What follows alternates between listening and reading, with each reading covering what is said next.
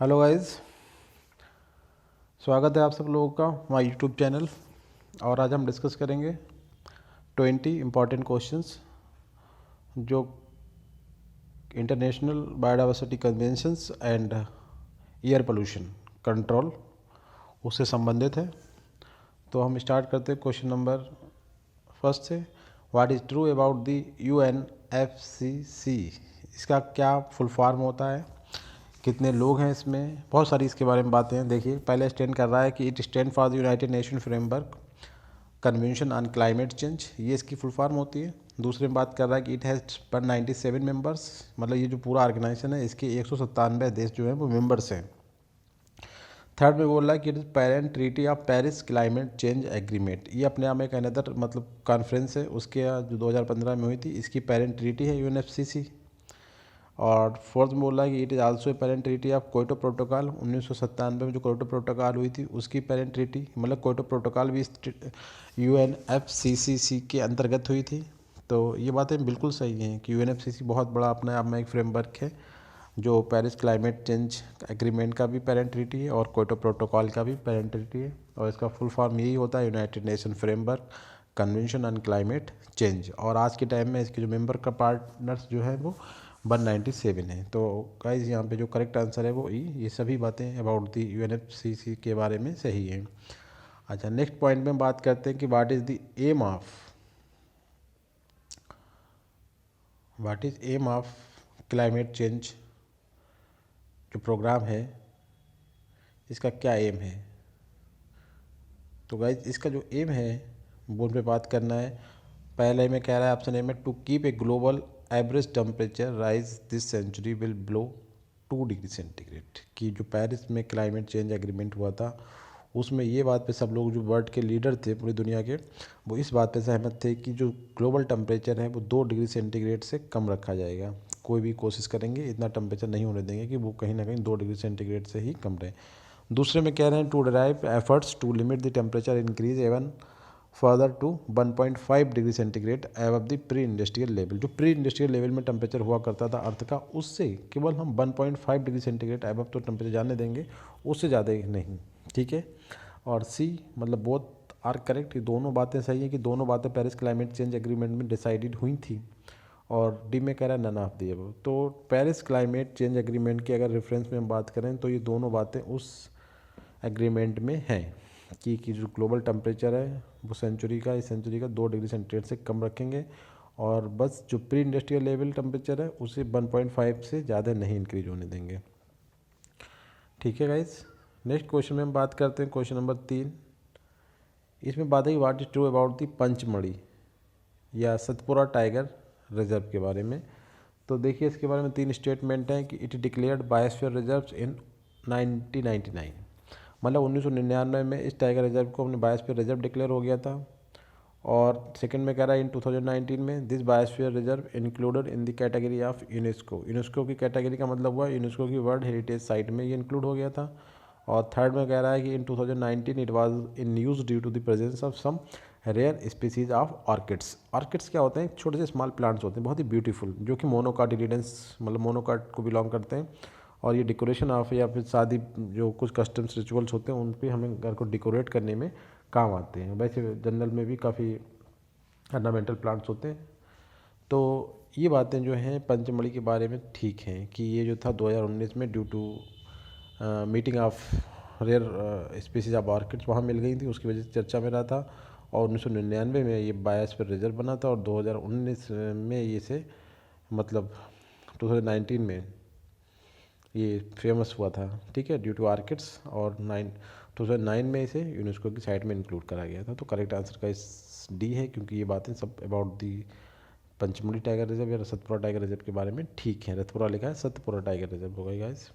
Next question में हम बात करते हैं कि in which of the following is not a secondary air pollutant. देखिए, सेकेंडरी एयर पोल्यूटेंट का मतलब होता है जो किसी से मिलके बनता है, जैसे कि H2O4, smoke, HNO3।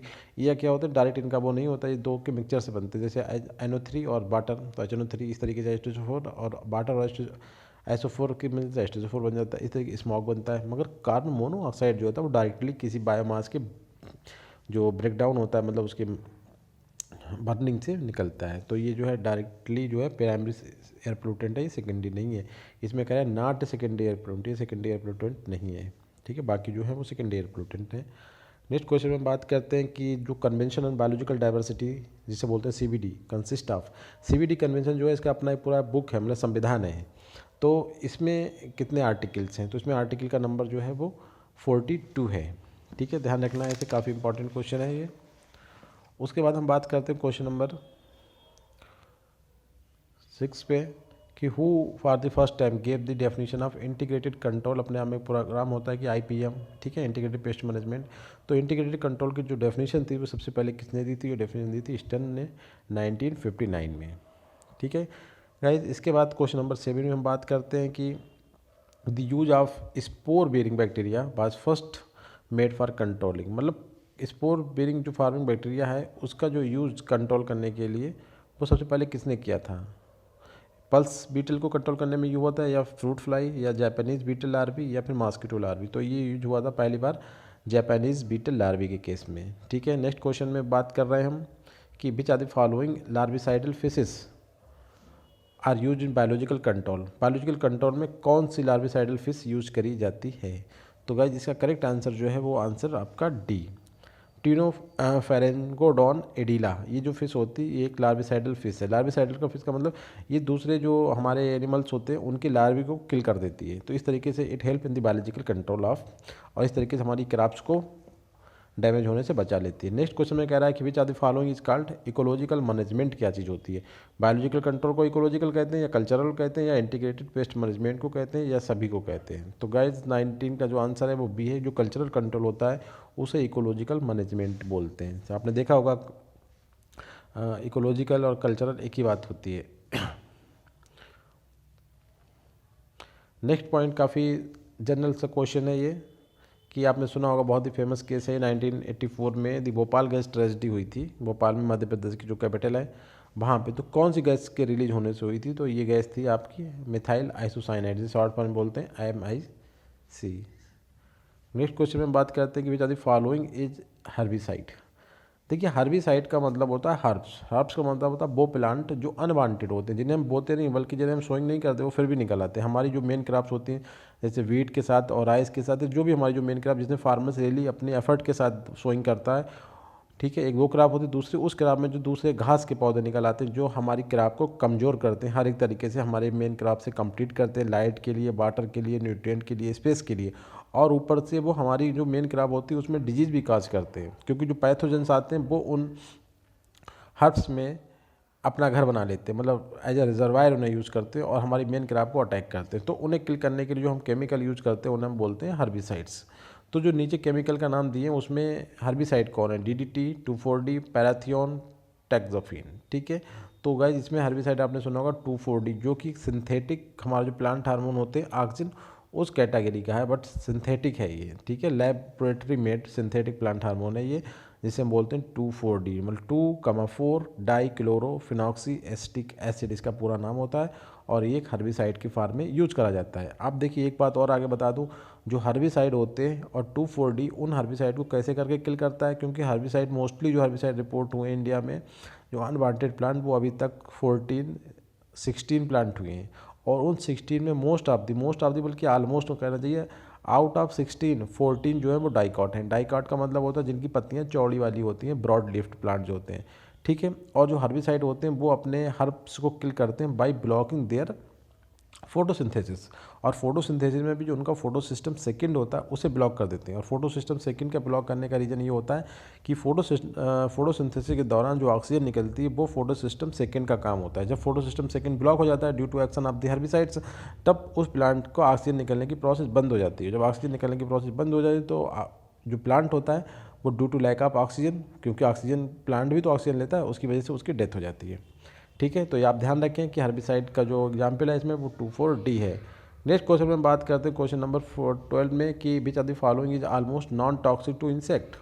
But highly toxic to birds. मतलब देखिए, एक इंसेक्ट है एनिमल्स और दूसरा बर्ड्स है वो भी एनिमल्स हैं, मगर इंसेक्ट इनवर्टिब्रेट है और बर्ड जो है वो वर्टिब्रेट्स हैं। तो एक ऐसा केमिकल बताइए इसमें से जो इंसेक्ट के लिए, जो आर्थ्रोपोड्स के लिए मतलब नॉन टॉक्सिक हो, मगर बर्ड्स जो पक्षी होते हैं, चिड़ियाँ होती हैं जिन वर्टिब्रेट कैटेगरी के होते हैं, इनके लिए वो बहुत ज़्यादा टॉक्सिक होता है। तो इस तरीके के केमिकल के गाइस इसमें होता है DDE। करेक्ट आंसर यहाँ पे बी। ठीक है, नेक्स्ट क्वेश्चन बात करते हैं which are the following is more toxic. अब इन जो कुछ केमिकल होते हैं सब जो हमारे पेस्टिसाइड्स होते हैं डिफरेंट डिफरेंट टाइप के होते हैं। आर्गेनोक्लोराइड्स होते हैं, कुछ फ्यूमिगेंट्स इंसेक्टिसाइड होते हैं, कुछ डिसइंफेक्टेंट होते हैं, और थर्ड होते हैं आर्गेनोफॉस्फेट इंसेक्टिसाइड। तो इनमें सबसे ज़्यादा जो पॉइजनस होता है, जो मोर टॉक्सिक कौन है, आपको ये बताना है इसमें। तो मोर जो टॉक्सिक होता है वो गाइज होता है आर्गेनोफॉस्फेट। हमें तो ध्यान रखिए आर्गेनोफॉस्फेट। ठीक है, ये सबसे ज़्यादा टॉक्सिक होता है। नेक्स्ट क्वेश्चन 40 में हम बात करते हैं which are the following is not included in the list of criteria of air pollutant. मतलब एक जो एयर पोल्यूटेंट होने का जो क्राइटेरिया है केमिकल्स के लिए, इन चार में से कौन उस क्राइटेरिया में फिट नहीं होता। देखिए CO2 नहीं फिट होता है, सिंपल सी बात है। CO2 एक गैस है और CO2 का तो बहुत सारा इंपॉर्टेंस है हमारी फोटोसिंथेसिस के लिए। फोटोसिंथेसिस बेहतर होगा तो उससे ज़्यादा प्रोडक्टिविटी होगी। ठीक है, तो बाकी CO3 और लेड जो है वो आपके पोल्यूटेंट हैं, मगर CO2 पोल्यूटेंट की कैटेगरी में नहीं आता है।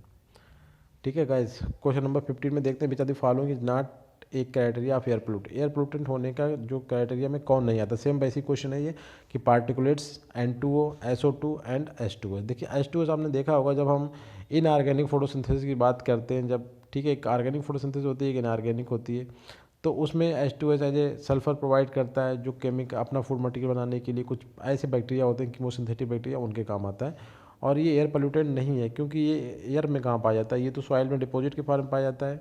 तो बाद पार्टिकुलेट और N2 और SO2 ये तो सब आपके मतलब एयर पोल्यूटेंट है। तो इस क्राइटेरिया के अकॉर्डिंग कौन नहीं है, H2S not a criteria of air pollutant, मतलब उसके क्राइटेरिया में नहीं आता है। अब नेक्स्ट क्वेश्चन में बात करते हैं कि CO पॉइजनिंग, कार्बन मोनोऑक्साइड की जो पॉइजनिंग होती है affects lungs, oxygen carrying capacity of blood, liver या नन ऑफ द अबव। देखिए CO होता है वो हीमोग्लोबिन से बहुत अच्छा रिलेशनशिप रखता है, मतलब अच्छा मतलब बहुत ज़्यादा इसकी एफिनिटी होती है।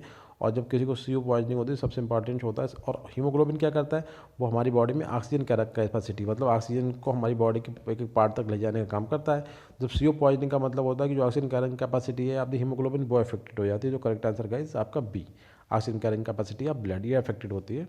और नेक्स्ट क्वेश्चन 17 में देखते हैं क्या बात आती है, which are the following concentration of the ozone in ambient air is considered good. मतलब ओजोन अपने आप में पोल्यूटेंट है, बट किस लेवल की कंडीशन कंसंट्रेशन है, किस कौन सा अमाउंट है, कितना अमाउंट जो ओजोन का होता है वो जो हमारी एयर होती है एटमॉस्फेरिक में कितना अलाउड है, मतलब उतना चल सकता है। Up to 0.20 ppm, up to 0.12 ppm या अप टू 0.06 ppm। तो करेक्ट आंसर गाइस जो यहाँ पे है वो आपका है 0.06 ppm की जो कंसंट्रेशन होती है वो वैलिड होती है, मतलब उससे कोई प्रॉब्लम नहीं है खास। नेक्स्ट क्वेश्चन में देखते हैं कि which are the following is not a particulate matter. Particulate matter इन चार में से कौन सा नहीं है। देखिए coal dust, aerosols, lead, airborne, asbestos. देखिए पार्टिकुलेट के जो मैटर जिसे हम डिसाइड करते हैं उनके जो पार्टिकल्स, उनके जो पार्ट्स होते हैं उनका एक साइज का डिसाइड होता है। उस रेंज तक के जो भी एंटिटी हैं उन्हें पार्टिकुलेट मैटर कहते हैं। तो पार्टिकुलेट मैटर में कौन नहीं आता है, एरोसॉल्स नहीं आते, कोल डस्ट नहीं आते। देखिए ये सब आपके एयर में मिक्स हो जाएंगे आप देखा, मगर जो लेड है वो आपका कहाँ से मिक्स हो पाएगा। ठीक है, ये तो सी था। तो गाइड इसमें का करेक्ट आंसर जो है आपका सी। ठीक है, लेड। और सेकंड के दो क्वेश्चन है 19 और 20, इन्हें देख लेते हैं। Which are the following is not included in the hazardous air pollutant, HAP जिन्हें बोलते हैं, उसकी लिस्ट में कौन इसमें नहीं है। मतलब बहुत ज़्यादा पोल्यूटेंट है मगर हैजार्डस एयर पोल्यूटेंट नहीं है। Particulate, formaldehyde, chloroform and benzene. तो देखिए फॉर्मल्डिहाइड वगैरह तो आपने देखा होगा बहुत ज़्यादा इनका यूज होता है इंसेक्ट वगैरह को लेबोरेटरी में, जब हम जूलॉजी में एक्सपेरिमेंट करते हैं तो इंसेक्ट को हम क्या करते हैं फॉर्मल्डिहाइड के थ्रू, एक प्रिजर्वेटिव के थ्रू हम इसे वहाँ पर करते हैं उन्हें बेहोश करने के लिए, उन्हें हमेशा प्रिजर्व करने के लिए। तो इस तरीके से हमारा जो क्वेश्चन बनता है वो फॉर्मल्डिहाइड, क्लोरोफॉर्म को अगर हम साथ साथ देखें तो इसमें सबसे इंपॉर्टेंट जो आंसर होगा वो क्या हो सकता है आपका। तो इसमें करेक्ट आंसर देखिए ये तीनों जो है केमिकल्स हैं। पार्टिकुलेट क्या, एक ऐसा मटेरियल जो हवा में सस्पेंडेड होता है।